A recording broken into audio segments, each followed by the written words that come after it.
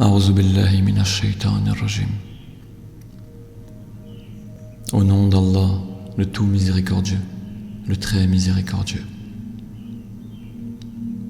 Ce qui est dans les cieux et ce qui est sur la terre glorifie Allah. À lui la royauté et à lui les louanges, et il est omnipotent. C'est lui qui vous a créé.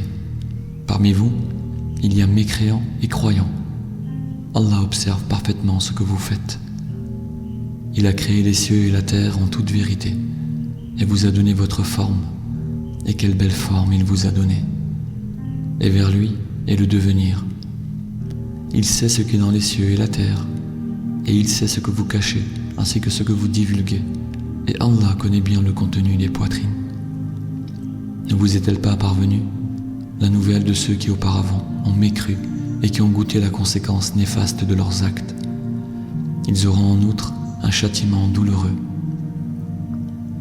Il en est ainsi parce que leurs messagers leur venaient avec des preuves évidentes et qu'ils ont dit « Sont-ce des hommes qui nous guideront ?» Ils mécrurent alors et se détournèrent. Et Allah se passa d'eux, et Allah se suffit à lui-même, et il est digne de louange.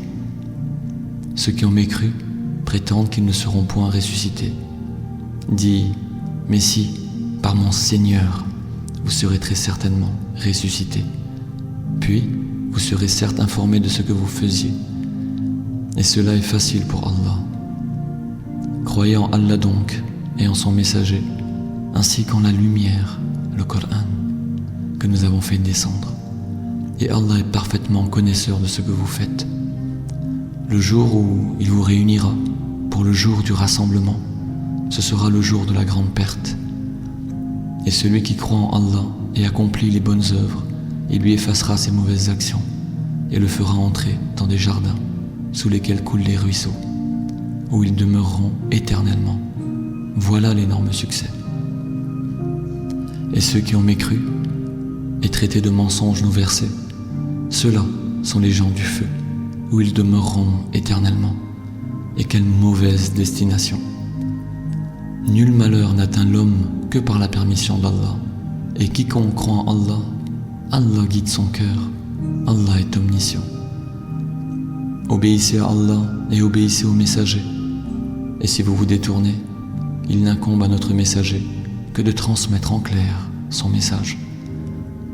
Allah, nulle autre divinité que lui, et c'est à Allah que les croyants doivent s'en remettre. Ô vous qui avez cru, vous avez de vos épouses et de vos enfants un ennemi, une tentation.